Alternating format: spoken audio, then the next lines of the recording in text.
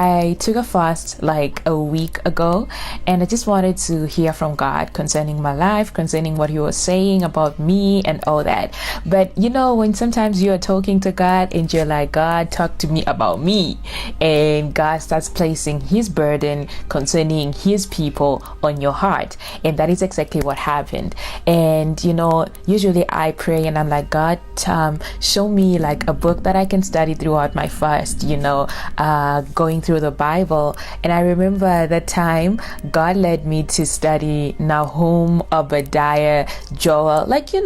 Most of the times when you're studying the Bible, those are like kind of like the books that you skip going to them, Jeremiah, Ezekiel, or sometimes you skip and you're like, let me go to the New Testament, Corinthians, Matthew, and stuff like that. But God led me to these books, and I was wondering what exactly is here, like what am I going to read here, because I'm like, I've never studied these books before, so I don't know what God is doing right here. And I remember God just placing on my heart to say, I'm not trying to talk to you about you, I'm trying to talk to you about what is important right now.